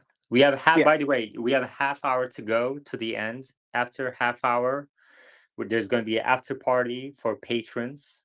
I'm going to link that at the top of your screens. That's basically half hour kind of recap of what we're discussing here, and I touch on a few macroeconomic data points that I realize that most Tesla investors don't really care about. And if there are any questions from patrons, I try to answer them. I only do this because X hasn't opened my subscriptions, and a lot of people kind of do subscriber only spaces. And this is my way of giving back to patrons who make this space possible. And I want to thank Justin and Henry Chong for signing up for Patreon, the link to which is at the top of your screens. Without you, this space would definitely not be possible. And so thank you. Omar. Yeah, quick last point on the Waymo thing. I think, it really comes down to just simple operational issues. So I think investors would be served well by just assuming that the tech will work in a broad-based way. Waymo will be able to do it. Tesla will be able to do it. There's, obviously little things like, they hit a cyclist, stuff like that, but it's actually already at a rate that's far below humans today. So if you just kind of accept that the technology will work and multiple people will be able to do it, it really just comes down to an operational issue. Waymo has in Los Angeles and San Francisco an invite only system. And often when they call a car, it's, 15 to 20 minutes. So in order to provide a wait time that's competitive with Uber and Lyft and be able to expand their service to more riders, hopefully eventually go no invite, anyone can ride, they just have to build a lot more cars. So as Yaman mentioned, they've got to put the data center in the car. They got to put the GPUs in there when they could probably be putting those GPUs in their data center. They have to obviously take the car. It has to be manufactured, shipped to their remanufacturing facility, taken apart. The sensor hardware gets put on, et cetera, et cetera. That really is fundamentally their limiting factor, is just how many cars can they get on the road and how fast. And if they actually were able to get more cars on the road faster, it would improve their software too. So really, it comes down to just operational issues. So anyway, now the Cox Automotive survey. Nearly 80% of consumers would consider buying an EV in 4 years, Cox says. EV skeptics would consider one if costs are the same as gas-powered alternatives and if public charging becomes more available. So I thought this was an interesting article, not just because it's kind of, saying, oh, 80% of people would buy an EV, but because it really digs into some of the reasons why consumers are saying they're not buying an EV, which I think are really interesting. So consumer interest in electric vehicles continues to decline, but it is looking up long term. That's what the article says. By 2028, nearly 80% of car buyers are likely to consider an EV, according to Cox Automotive. As EV consideration grows, sales are expected to follow, said someone at Cox. But there are caveats. EV skeptics, consumers who are not considering an EV purchase within the 24 months, would think about buying an EV if it costs the same as a gas powered alternative and if more public charging becomes available. So, people go, oh, advertising, this, that. Advertising, ultimately can tell people about the product, but this is the actual reason they're not buying it. Number one, affordability. If I can go get a cheap used gas car for $15,000, why would I spend $50,000 on a Tesla with the way interest rates are right now? That is the choice people are facing, right? So this obviously impacts things on the affordability side. Then the other situation is charging. And this, I think, really stems from Legacy Auto bringing their EVs to market. Like we forget, more than 50% of the US EV market is Tesla, but that means for every Tesla sold, there's someone who got a shitty EV from Legacy Auto. And they've had bad charging experiences. And those experiences have given EVs a bad name. So Tesla is now opening up the supercharger network. That just happened this year in Q1. And, not even all the adapters have gone out. I think Tesla opening up the supercharger network, doing deals with companies like BP, is going to go a long way to reversing this idea that's in the public's mind that they're going to have charging issues. Like the reality is, I can travel around the country with superchargers and it's just great. So I think definitely the public sort of what they have in their mind is different than the reality. And I think opening up the supercharger network is a really critical move to address that, not only for non Tesla EVs, but for Teslas too.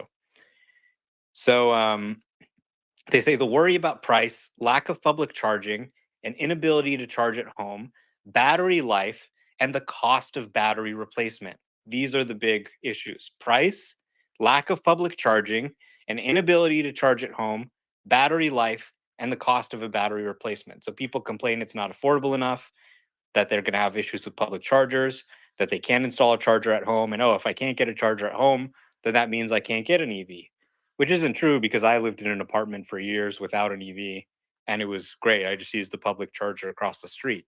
So I wouldn't say that should hold anybody up, but that's kind of Yeah. what consumers will Honestly, believe. like that's one thing I realized. So I don't have a Tesla because I live downtown also. I don't need a car. But a friend of mine added me to his app and I can just literally walk up to the car and it's like my car. The seat adjusts, the steering wheel adjusts, the music choice and everything adjusts to my needs. And what I realized driving his car around kind of to test FSD is that every time, charging was never an issue. And he has charging in his apartment building, but I don't use that. I kind of just take it to the supercharger where at the Target where I kind of shop around a little bit. And by the time I grab like one or two items that I need, the car is charged up. So that was one of the biggest realizations I had is that you don't even really need to rely on the supercharging for 90% of the time, even if you live in an apartment building. So, um, but that's something that people realize after they buy the car, I think, or unless they. I think one Yeah. of the other conclusions that came out of that study that you're talking about is if people know someone who own an EV, they're a lot more likely to buy one, right? So that goes to word of mouth strategy Tesla has. Yeah, you're exactly right. Like I would just recommend people get the car. You can use public chargers and then you can figure out charging. Like any outlet that can charge your iPhone, a garage outlet, whatever, could charge the car too. So a lot of people just don't know this. Education is clearly, sort of a big issue. So the study continued. So this is a survey of 2,557 consumers. 45% of the respondents fell into the EV skeptics category. The remainder, 55%, are considering an EV purchase in the next 2 years. So that's pretty crazy. Of consumers who are looking into buying a new car, most are now considering an EV within the next few years.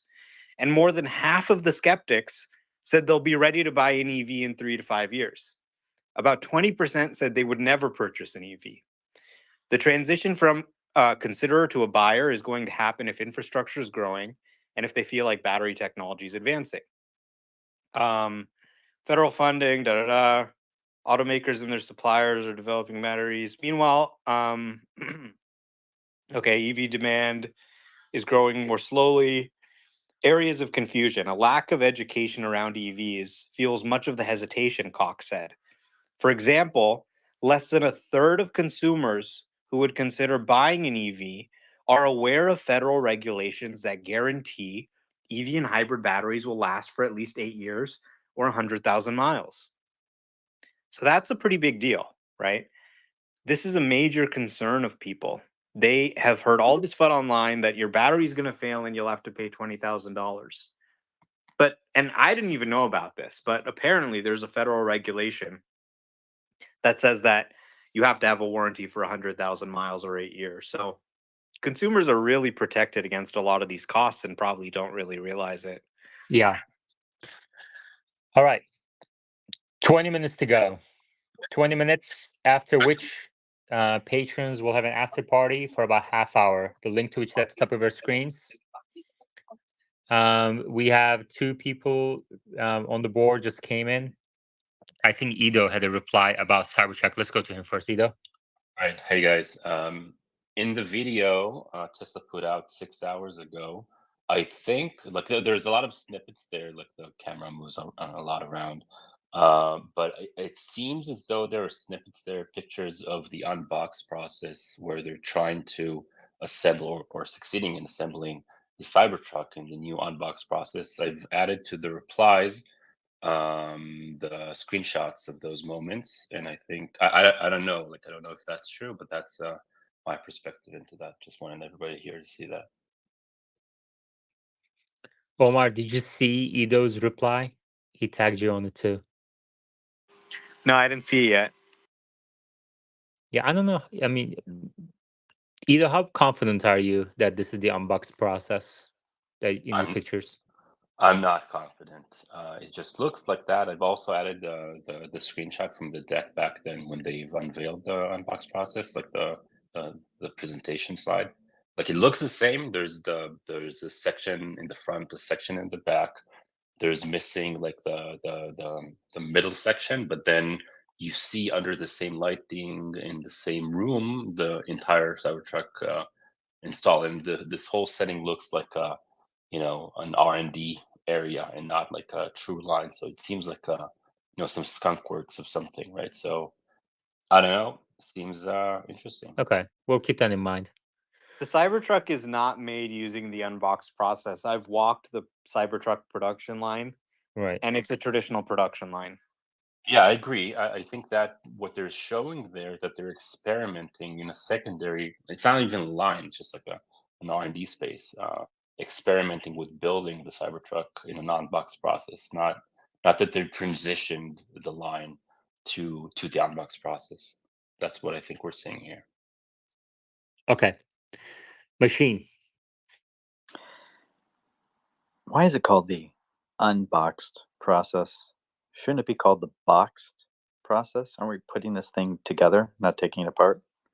And secondly, if we're actually unboxing it nowadays in the 21st century, when I get Amazon boxes, they're taped up, and I have to get one of those cutters to tear it apart.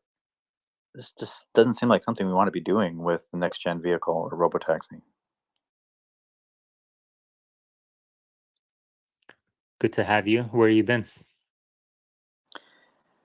Other more important spaces and meetings than yours. You're sad. Yes. Just Machine, close. please put half-day PTO in the system. You're gonna get paid for half-time today. Finflexity. Yeah, I just wanted to let everyone know that the video also had 4 seconds of basically some kind of an ad for the ride hailing app. So it showed a Model Y going through and a person ordering a robo taxi and it showing up to the door. Just basic stuff. I've linked it down below. Machine. I have a couple of different topics, but I'll start with one. if I've been saying I have no idea if this vote is going to pass or not for his compensation package. And I've been saying if it doesn't pass, the likelihood he leaves, I don't remember if I said 30 to 50% before, but his recent comments and tweets and, well, I wouldn't say veiled threats. I think there's threats, are seemingly increasing the likelihood that he would leave if this vote goes no, which I have no idea what the chance is of that. It's probably not going to happen. But I think people should, just keep caution that I don't think this guy is bluffing. I don't think he's a bluffer.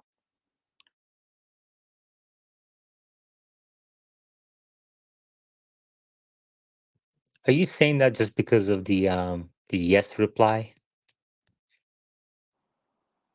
That's one part of it for sure. I mean, any Dude, common sense no, hold on. American. If he leaves, let me ask you something. All right, we have 16 minutes, so I'm going to move everybody else down. Okay. We're going to focus Omar on this. down. No, Move no, Omar Omar down. stays. Stop.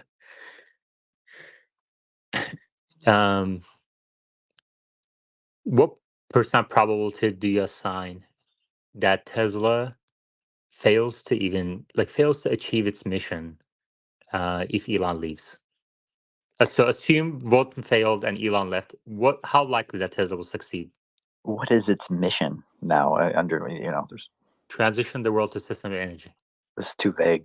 I think that's already No, it's a not. success. How is that? No, I think that's no, it's not. already in line to happen now. I don't think there's anything really that's going to be done to stop that at this point. The Chinese will take care of it at minimum. The Chinese aren't working on robotaxis, dude. They That's have not stupid Waymo BS. They're right. So you have separate in parts. Okay, the building of more and more EVs and less ICE is on the path already. And even if Tesla stopped, the Chinese would take over and keep building more EVs. So now, if you want to talk about autonomy, How likely do you think that the Americans and Europeans are going to ride in BYD EVs? that's not, ideal for those markets, for sure. But for the rest of the world, and we're talking over decades that this is going to happen, that's totally fine. So yes, for the American and European markets, you'll need some other players to handle that. We're talking about extreme cases here, though.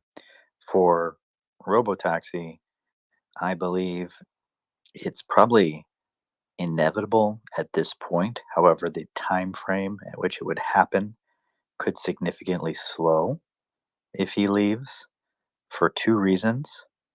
One is simply whoever is replacing him will not have the balls to cut cost and spend so much money on AI and out there projects, and they simply would have a retraction in their aggressiveness and spend on this project, and also have the balls to deploy it and however they want to set up the robotaxi network. And secondly, a lot of the AI team would leave either to follow him to some other startup or go to some other startups. That's just the nature of that sort of event, and that would also slow things down.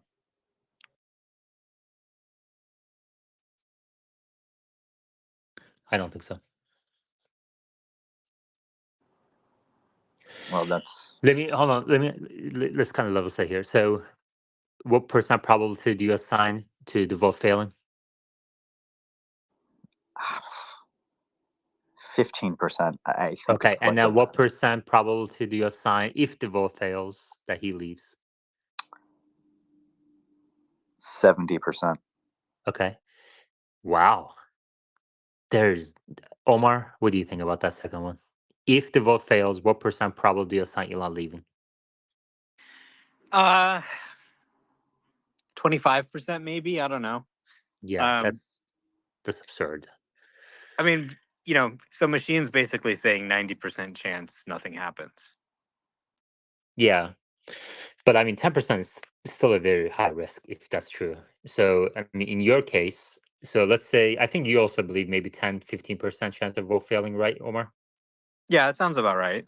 Yeah. So let's say you guys agree on the 15% chance vote fails.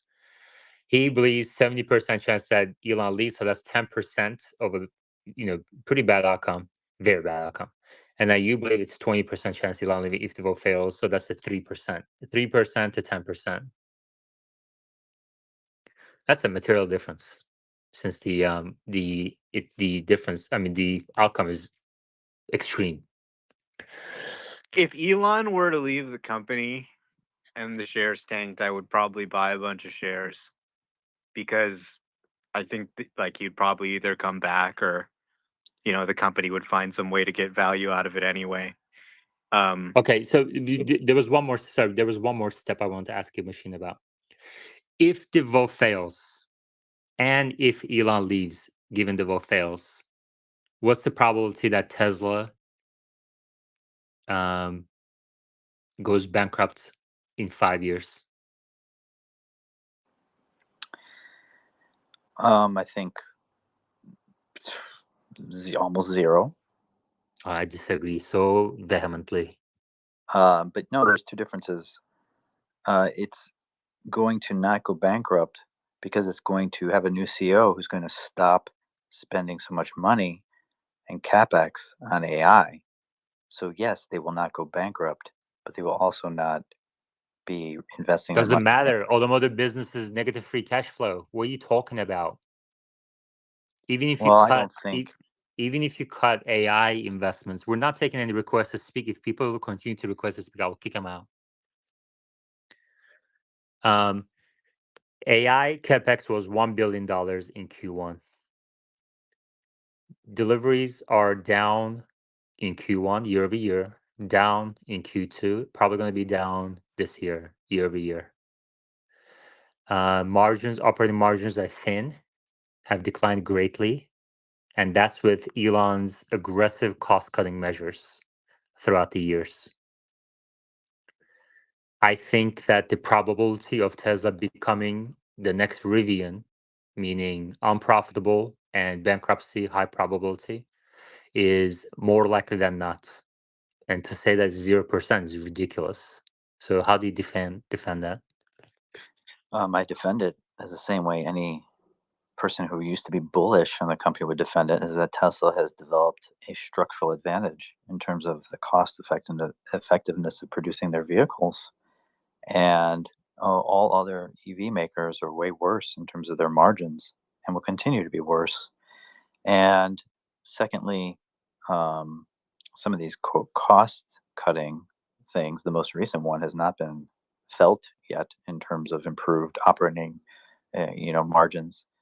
And the other thing is, you talk about how much AI spend and cash flow from Q1. There's a lot of inventory buildup, so we know there's a negative cash flow because of that. But if you even out deliveries Yeah, and but the production, inventory buildup is because of, according to Troy, because of demand, right? It's not because of some sort of bottleneck. they So that's a very overproduced. important asterisk. You're not But they making any sense. I no, think they will not. listen, what you gotta do, Machine, is come here early, do your warm-ups in listener mode. Don't come up to speaker board and think out loud. Do some like gymnastics with your jaw, with your lips.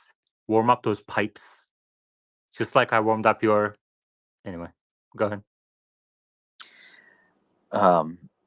Of course, you don't expect inventory buildup to keep happening every quarter after quarter. They will slow down production. Yeah, ask that to Rivian RJ this quarter. So it's no, Tesla has a structural advantage. They will manage to have positive cash flow on average over years and years. Now, it may not be much. They may trend down toward just being another automaker, at least one that's profitable on EVs or somewhat profitable.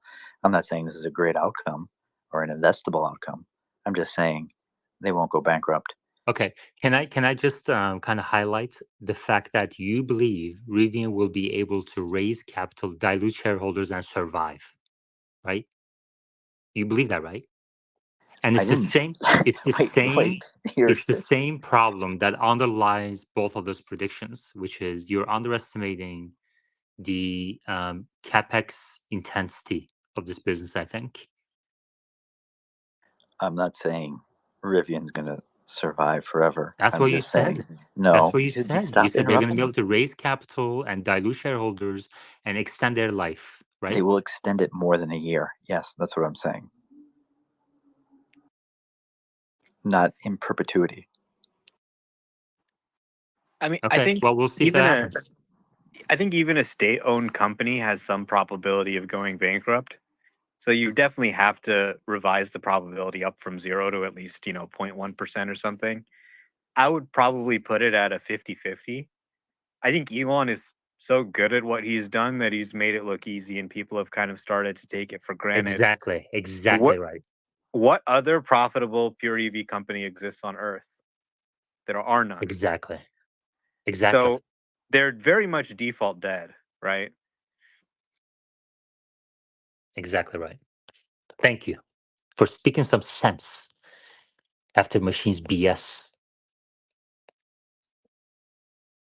There's a bigger I concern for can't believe Tesla. I can't believe I have to stand your nonsense for 6 more minutes. There's a bigger concern for Tesla, and that is in What? my pinned tweet, is that you have the extreme left-wing media posting nonsense about DEI and racism in nonsense areas like photography. And you may laugh and think this has nothing to do with Tesla, and I will tell you it has everything to do with Tesla, because they will come next for Tesla in their cameras and saying their camera driving system can't pick up and detect dark skinned people as well as it can light. And then they will sue the bejesus out of this company. This is a real risk. You've got to watch out for these DEI folks. Okay. Duly noted. I'll keep an eye out.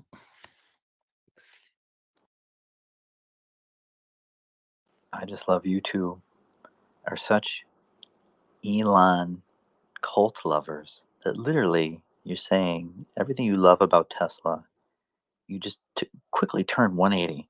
If he leaves, the company, not only is the company not going to be successful, it's going to die. You Well, guys, here's the It's here's not the Jesus really for difference. Christ. me No, no, hold about on, hold on, hold on. Here's the difference, right? If you had asked me 2 years ago, I would have said that's not the case.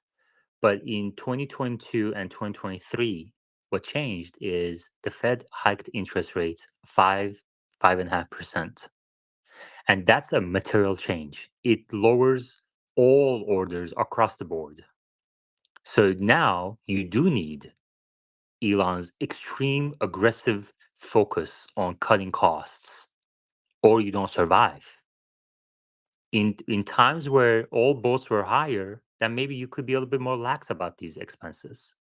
But now you need someone like Elon who's going to think from first principles and decide we don't need this. We can get rid of this for now and not give a fuck about what everybody else says and get it done anyway. There just aren't that many people like that in this world. Rivian proved money is not the problem. They raised as much money as Tesla and they failed. What's the shortage is people who are not going to give a fuck about what others say and do what's necessary based on first principles thinking.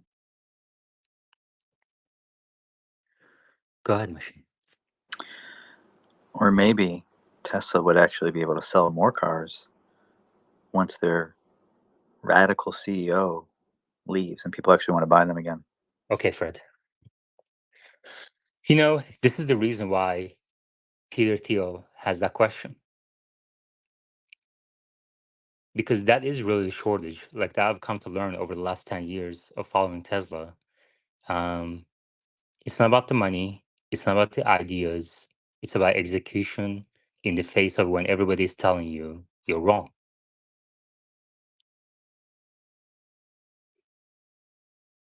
Omar. Yeah, for me, it's not really about Elon or even about Tesla. It's really just about the products and their impact on the world. You have, I think with FSD, something that is preventing crashes every day. It's going to save lives, it's going to change lives. I was just scrolling on social media and, I saw some guy who was paralyzed and he was telling the story of how he got in the car with his friend at a party, and his friend was drunk and he drove into a tree, and he's paralyzed now for the rest of his life. Like the amount of convenience, the amount of economic growth, the amount of lives saved, injuries prevented by this technology. And you look at EVs, cars that don't pollute the air around us, right? The number of people who have their health harmed or are killed prematurely because of all this stuff in the air. It's huge, and we just accept this as part of industrial society. Everybody's trying to give up on EVs. Everybody's trying to say, well, let's just do hybrids for now. They pollute a little bit less, even though, you look at some of the real data and it comes in actually more. So that's what everybody wants to do. Everybody from BYD to the legacy automakers, they want to do hybrids. And the companies that are pure EV, they're all losing money and dying, right? So, I mean, this is really important for the future. Even if you hate Elon, you have to recognize that Tesla, under his leadership, has been pushing forward on these things on a world that just has been resisting it like crazy. And he has been the driving force.